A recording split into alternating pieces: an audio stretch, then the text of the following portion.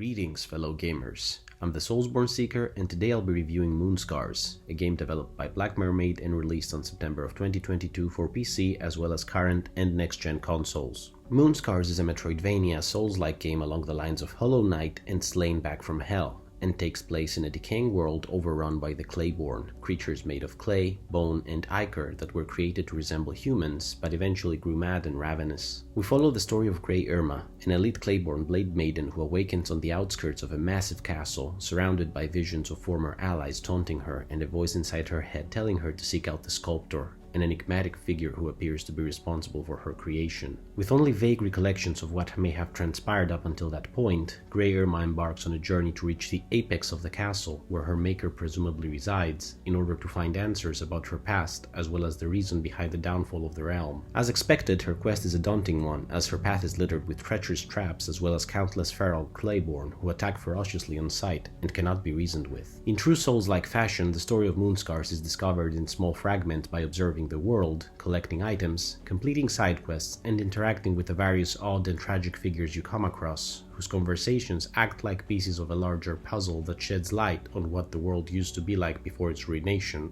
as well as the relationship between these characters. If you're a fan of lore discovery, Moonscars will definitely scratch that itch. Though the story may seem simple at first, there are many layers to uncover for those willing to dig deep. Now, starting with the positive aspects of the game, the first thing that stands out about it is the combat. You cannot have a good Metroidvania Souls-like title if the fighting is lackluster, and thankfully, fighting is one of the things in which Moonscars truly shines. From the beautiful animations to the tightly responsive controls, Grey Irma dashes, jumps, hacks, and slashes with grotesque grace, making each battle a delight to go through. Enemies can be dealt with in two different ways, either through physical combat by utilizing Irma's greatsword, or through the use of witchery, which is the game's equivalent to magic, and allows our protagonist to deal massive damage by unleashing powerful special attacks at the cost of her ichor, leading to interesting combinations and strategies during your fights. You can have up to 2 witchery special skills equipped at any time, which can be purchased from a sprawling skill tree at the cost of bone powder, the game's main currency. Combat is further enhanced through the use of special amulets that you can equip, which provide certain bonuses in order to accommodate your playstyle. Considering that certain enemies can only be damaged by witchery attacks, and that ichor is also used to heal your wounds, certain battles will require planning and quick thinking in order to make sure you emerge triumphant. Another aspect of Moonscars that I truly enjoyed was its presentation and aesthetics. The game utilizes a semi-realistic pixelated art style similar to Slain, which gives the characters a lot of personality and, combined with the fluid animations, results in a seamless experience that keeps the momentum going. Aside from the characters, a lot of care has also been infused into the crafting of the world itself, with certain sections allowing you to witness breathtaking vistas as well as impressive areas within the castle itself, which is brimming with small details relevant to the lore itself. All in all, it really gives you the sense of a dead world drenched in history just waiting to be explored. And that leads me to another thing I liked in Moonscars, which was the exploration aspect. The areas you explore are filled with hidden paths and rooms that, if discovered, can yield useful rewards to those inquisitive enough to look for them. These items can range from bone powder to equipment, all the way to upgrades for your health, ichor, and damage, making the effort to stray from the beaten path a rewarding experience worth pursuing. Last but not least, bosses. Souls-like games are famous for their impressive boss fights, and while Moonscars doesn't have the most impressive ones I've seen, there were definitely many interesting big bads to go against, both in terms of design as well as battle tactics, a few of which were quite challenging and did require some planning and pattern observation to defeat.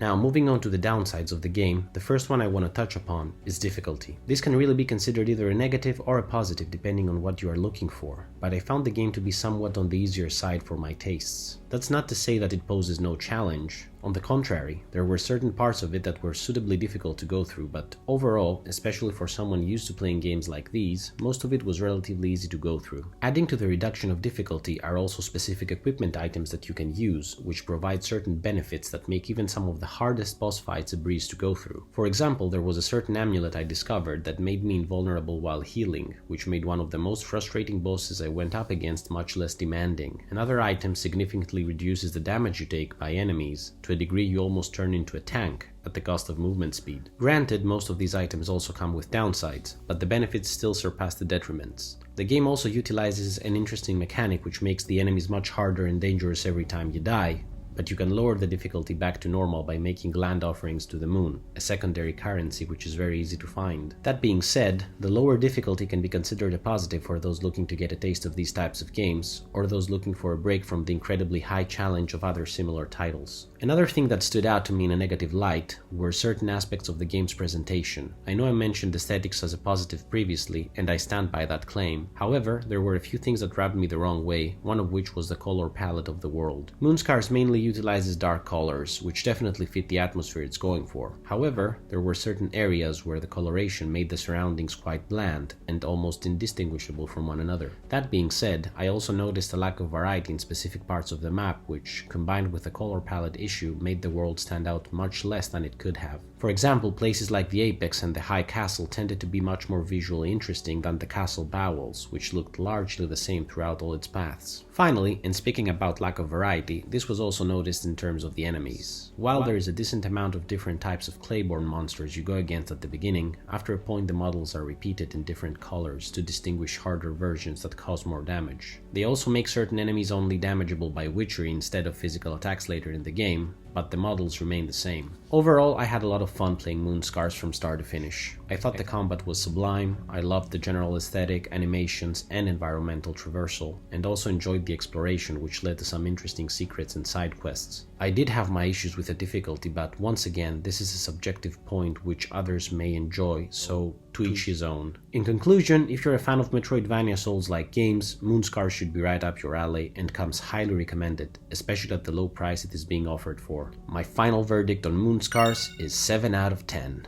What did you think about Moonscars? Have you played it yet? Do you agree with the points I mentioned, or do you see things differently? Let me know in the comments below, and thank you so much for watching. Soulsborne Seeker out!